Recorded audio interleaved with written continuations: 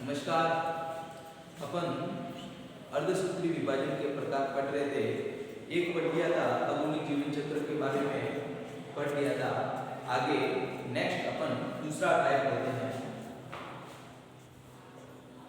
ठीक है, अपन 3 प्रकार के अर्धसूत्री विभाजन थे, उसमें से जो शैवालों में पाया जाता है वो अपन ने पढ़ लिया था। अब एक नेक्स्ट है बीजाणु अर्धसूत्री विभाजन, उसको लेते हैं। ठीक है,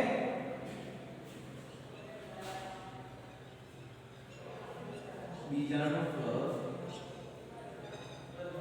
अर्धसूत्री विभाजन। बीजाणु अर्धसूत्री विभाजन, देखिए नाम से ही स्पष्ट है। बीजाणु अर्थात जो स्पोरोफाइट अवस्था होती है, अर्थात जो 2n अवस्था होती है, उसके अंदर अर्धसूत्री विभाजन होता है। तो इसका दूसरा भी नाम है। इस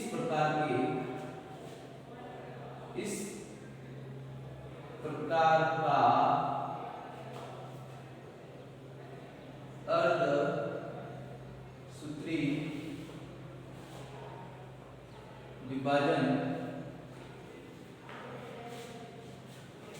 उच्च स्तरीय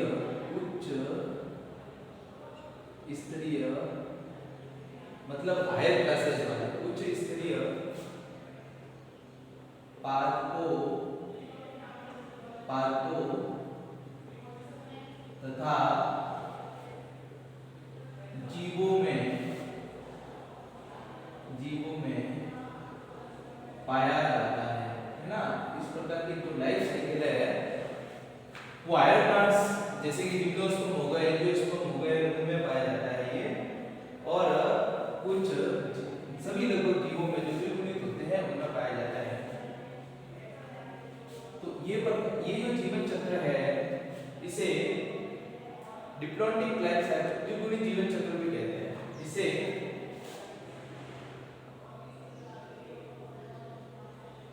द्विगुणित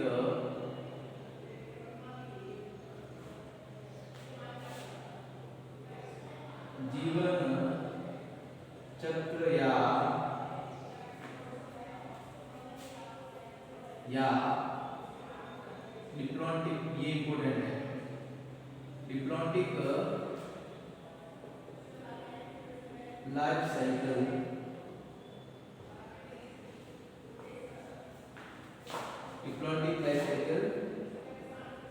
कहते हैं। सपोज टू, मैं जीव के रेफरेंस में बात कर रहा हूं। सपोज टू कोई जीव है, ठीक है, ये जीव कैसा होगा? 2n होगा, 2n होगा। अब इस जीव या तो ये नर होगा या मादा होगा, कोई भी हो सकता है सेक्सुअलिटी के बेस पर। ठीक है, दोनों लिंग होंगे, अलग अलग होंगे, एक लिंगी जीव होगा तो दोनों पे जन्म होंगे, है ना।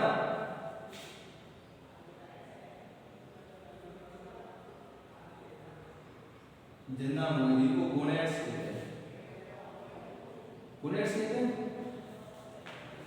ठीक है, उन जन्नांगों में यदि नर होगा तो नर के अंदर नर युग्मक बनेगा।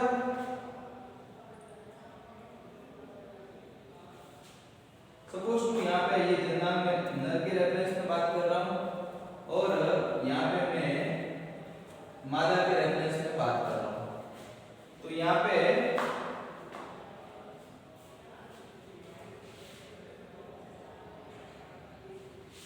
ठीक है, यहाँ पे ये जो गोनेड होंगे उनके अंदर या तो नर होगा या क्या होगी, मादा होगी।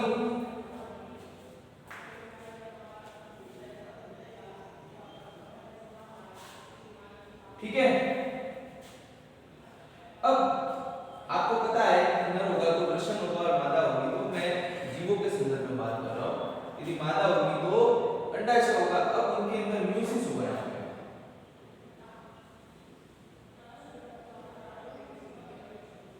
यहाँ पे भी क्या होगा, म्यूसिस होगा। यहाँ पे क्या बनेगा, नर युग्मक, शुक्राणु ले लो, सॉरी ये बनेगा, सूत्री होती है। यहाँ पे क्या बनेगा, मादा युग्म, ये भी कैसा होगा, n होगा। ठीक है, अब इन दोनों में क्या होगा, फर्टिलाइजेशन होगा, निषेचन होगा।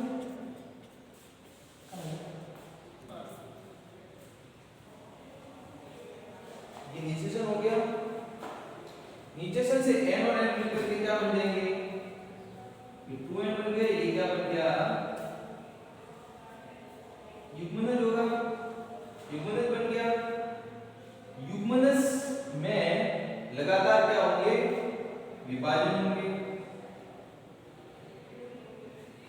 युग्मनज में लगातार क्या होंगे, डिवीजन होंगे, और डिवीजन के द्वारा क्या बनेगा, भ्रूण बनेगा। अब जब युग्मनज 2n है तो भ्रूण भी कैसा होगा, 2n होगा। इस 2n भ्रूण से, इस 2n भ्रूण के अंदर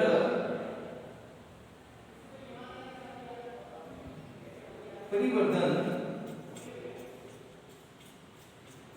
व विकास की प्रक्रिया होगी, और विकास और परिवर्तन होने से पुनः वो जीव बनेगा। तो इस प्रकार से एक 2n पीढ़ी से वापस 2n पीढ़ी किस प्रकार से बनती है, सारी है वो द्विगुणित अवस्था ही रहती है। ठीक है, तो इसलिए इस लाइफ साइकिल को डिप्लॉन्टिक लाइफ साइकिल या द्विगुणित जीवन चक्र भी कहते हैं। ठीक है, ये हो गया, दो हो गए आपके ना। नेक्स्ट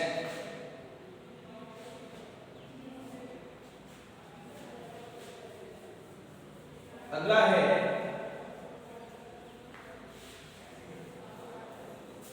तीसरा, जो अर्धसूत्री विभाजन के प्रकार के अंदर अगुणित द्विगुणित जीवन चक्र आता है ना, अगुणित द्विगुणित जीवन चक्र आता है बट लाइफ साइकिल के अंदर। नेक्स्ट थर्ड लास्ट प्रकार है अर्धसूत्री विभाजन का, वो अगुणित द्विगुणित जीवन चक्र आता है आपके कोर्स में ना, थर्ड टाइप में।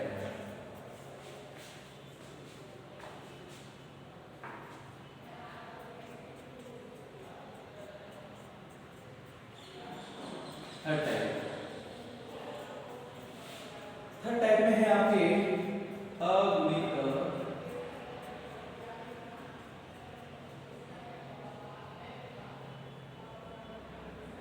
द्विगुणित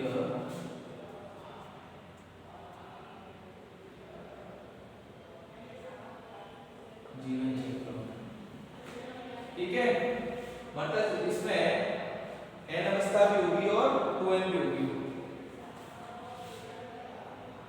इस प्रकार के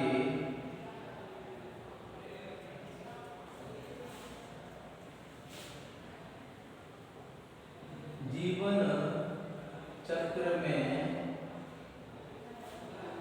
अगुणित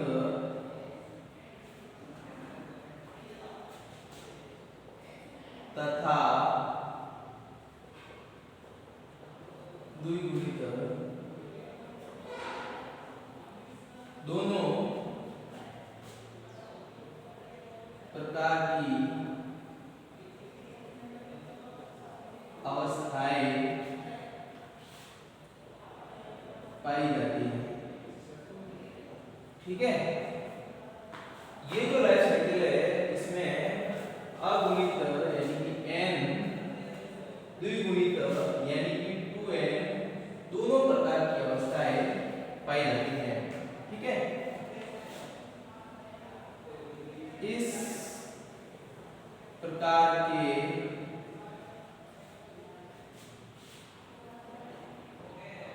जीवन चक्र को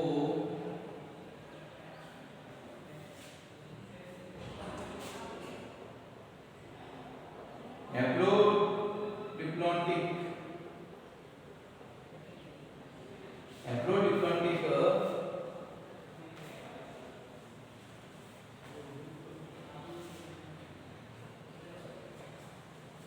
जीवन चक्र भी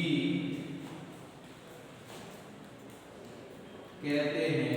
इस प्रकार के जीवन चक्र को एपोडिप्लॉइडिक जीवन चक्र भी कहते हैं। इस ये मेन मोस्ट लाइन है। इस प्रकार का जीवन चक्र, इस प्रकार का जीवन चक्र टेरिडोफाइटा में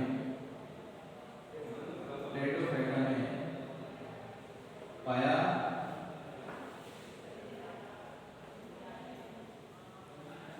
टेरिडोफाइट्स में कुछ बातें हैं, बता देता हूँ इंपोर्टेंट बातें।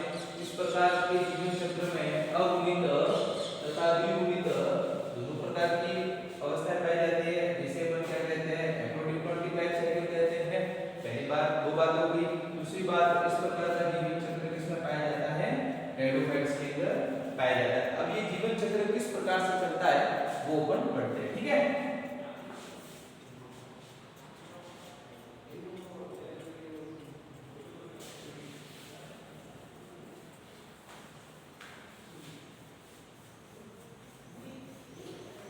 मतलब इस प्रकार के जीवन चक्र में हम बात करें तो वो दोनों प्रकार की है वो लाइफ साइकिल चलती है ना।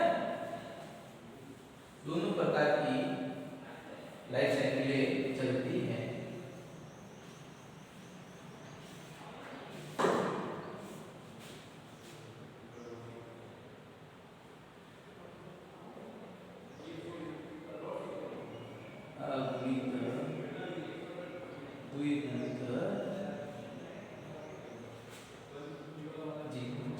अब देखिए ये पादप है, कैसा होगा, मैंने एग्जांपल भी दिया था, क्या दिया था, टेरिडोफाइटा। सूर्य की तो मात्रा है टेरिडोफाइटा। अब इन टेरिडोफाइट्स के अंदर बीजाणुधानी होंगी। बीजाणुधानी जिसे अपन जिसे स्पोरेंजिया कहते हैं। ये बीजाणुधानी कैसी होती है, 2n होती है। देखिए मैं समकेंद्र की बात कर रहा हूं। बीजाणुधानी, इस बीजाणुधानी में क्या होगा, अर्धसूत्री विभाजन। अर्धसूत्री विभाजन, इस बीजाणुधानी के अंदर अर्धसूत्री विभाजन होगा और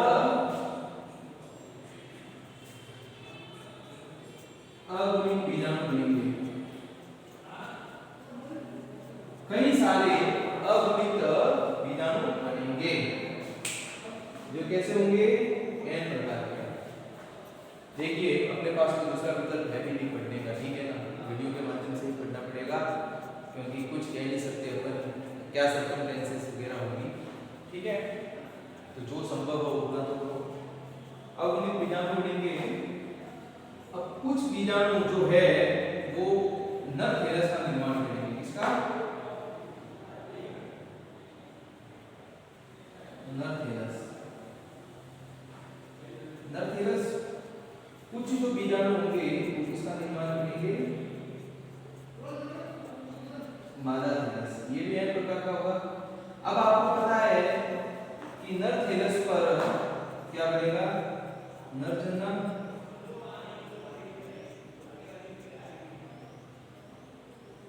ये भी n होगा, ये सीधी सी बात है, तो ये भी होगा।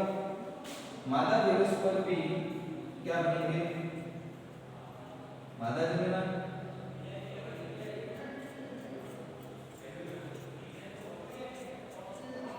ये भी n प्रकार का होगा, ठीक है। अब इन नर जन्नांगों पर नर युग्मक बनेंगे।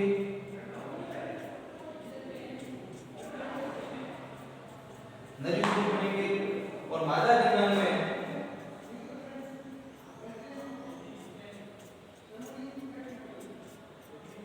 मादा युग्मक सभी कैसे होंगे, n प्रकार के होंगे।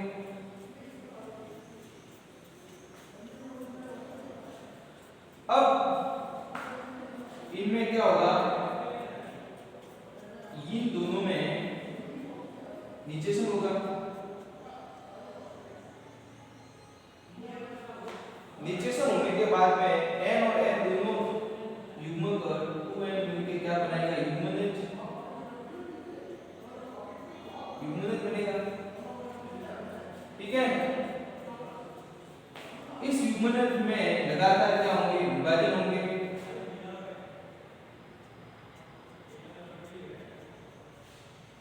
विभाजन होने के फलस्वरूप लगातार अगर क्या बनेगा, भ्रूण बनेगा, जिसे एम्ब्रियो कहते हैं, भ्रूण। ये भी कैसा होगा, 2n होगा। फिर इस भ्रूण के अंदर परिवर्तन एवं क्या होगा, विकास होगा। और परिवर्तन एवं विकास के फलस्वरूप जो है वो पुनः पादप का निर्माण होगा, टाइडोफाइट होगा। तो टाइडोफाइट होगा तो क्या था कि पादप के अंदर स्पोरेंजिया जो थी उसके अंदर डिवीजन होने से क्या बने, बहुत सारे स्पोर बनेंगे। वो स्पोर क्या करेंगे, कुछ नर थैलस का निर्माण करेंगे, कुछ मादा थैलस का निर्माण करेंगे। नर थैलस से नर गोनाड बनेगा, मादा थैलस से मादा। फिर इन नर गोनाड से गैमीट बनेंगे, इधर भी गैमीट बनेगा। फिर गैमीट के अंदर क्या होगा, फ्यूजन होगा, फ्यूजन या निषेचन फर्टिलाइजेशन होगा और जाइगोट बनेगा। जाइगोट कैसा होगा, डिप्लॉइड होगा, 2n में विभाजन होने के फलस्वरूप, युग्मनज में विभाजन होने के फलस्वरूप एम्ब्रियो या भ्रूण बनेगा, ये भी द्विगुणित होगा। फिर इसमें डेवलपमेंट होगा। ठीक है, डेवलपमेंट होने के फलस्वरूप वापस से जो प्लांट होगा वो बनेगा। अब देखिए इसमें क्या हुआ कि ये जो लाइफ साइकिल है वो जैसे कि इसकी लाइफ साइकिल 100 ईयर की है, माना एग्जांपल, तो दोनों आगे आगे चलते हैं 50-50 साल। ये मान के चलो यार, जब भी जन्म करते हैं तब 1 साल में ये प्रक्रिया पूरी होती है, तो आधे समय के लिए 2n इस अवस्था चलती है और आधे समय के लिए n अवस्था चलती है। तो देखिए यहाँ पे देखिए ये जो अवस्था है ये यहाँ पे ये n पूरा चल रहा है, यहाँ पे क्या चल रहा है, 2n।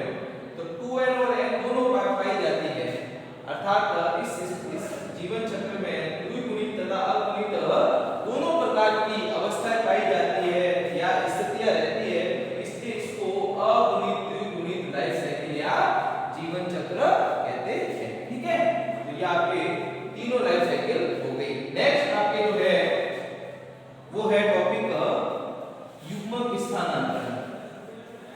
ठीक है, युग्मकों का किस प्रकार से स्थानांतरण होता है वो अपन पढ़ते हैं। अगला जो टॉपिक आ रहा है वो है अपना युग्मक स्थानांतरण, उसको भी पढ़ लेते हैं अपन किस प्रकार से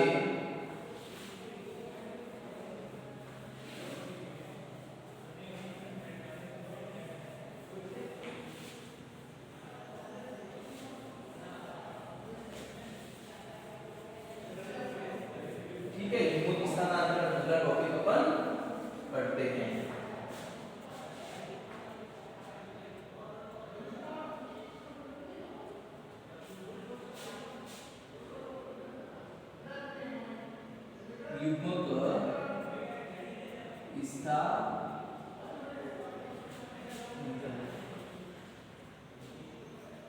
देखिए नर युग्मकों का, देखिए नर युग्मक या तो मादा के नजदीक जाएंगे या नर के नजदीक मादा युग्मक आएगा, तो ये इस प्रकार से ट्रांसफर होता है, गैमीट एक दूसरे के पास जाते हैं, इसी प्रोसेस को क्या कहते हैं, युग्मक स्थानांतरण। नर युग्मकों का मादा के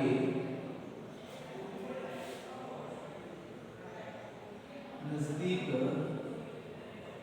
जाना या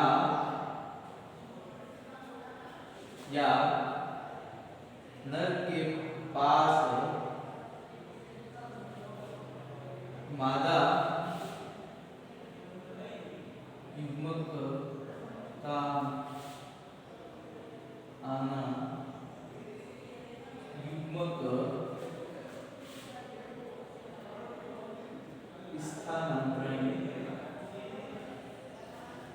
स्थानांतरण कहलाता है। ठीक है, जो मेल गैमीट होंगे उनका क्या फीमेल के पास जाएंगे या फिर मेल के पास पास कौन से आएंगे, फीमेल गैमेट आएंगे। इस प्रकार से ये जो एक दूसरे के नजदीक आते हैं, इस प्रोसेस को ही क्या कहते हैं, युग्मक स्थानांतरण अपन कहते हैं।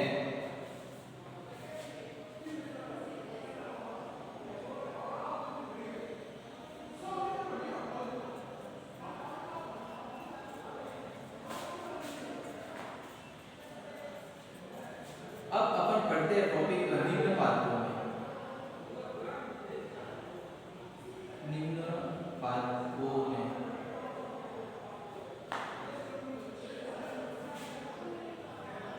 देखो, इनमें बीजाणु पाए जाते हैं। निम्न पादपों में बीजाणु पाए जाते हैं।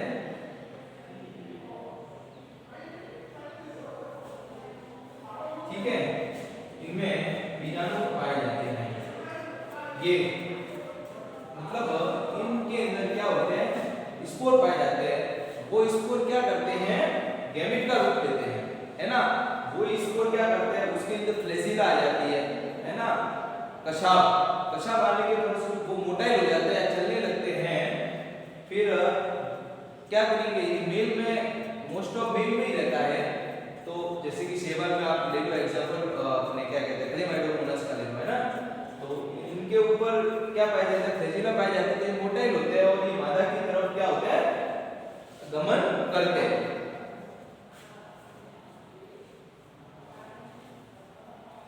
तो इनसे फिर युग्मक बनते हैं। इनके युग्मकों पर गतिशील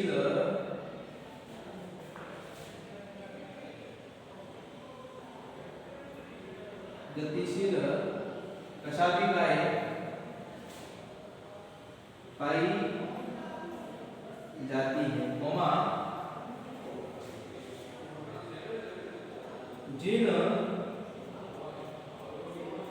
जिन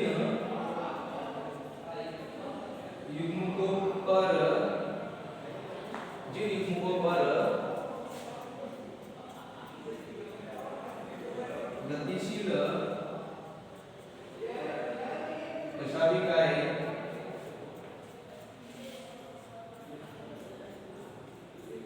पाई जाती हैं,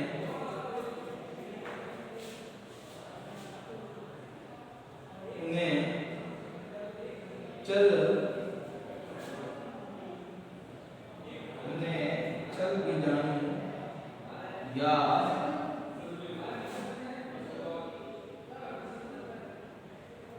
जू स्पोर, इन्हें क्या कहते हैं, जू स्पोर कहते हैं। एक एग्जांपल लेके देखते हैं। यदि नर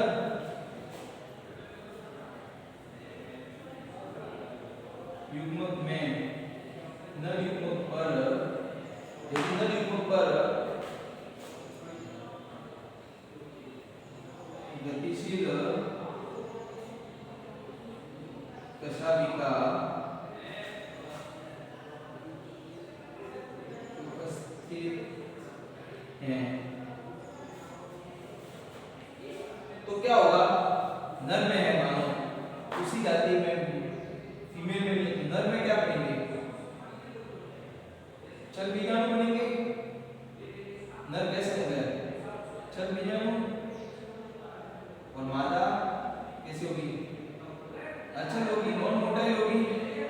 तो क्या होगा, ये जो बीजाणु होंगे वो क्या होंगे, मादा की तरफ गमन करेंगे। तो क्या होगा, नर युग्मकों का मादा की तरफ गमन होता। ठीक है, अगर नर में छल बीजाणु है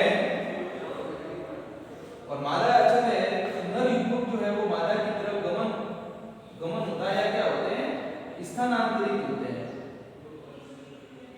स्थानांतरित होते। ठीक है, तो इस प्रकार से युग्मकों का स्थानांतरण होता है। मेन बात यह है कि गतिशील कशाभिका पाए जाने के कारण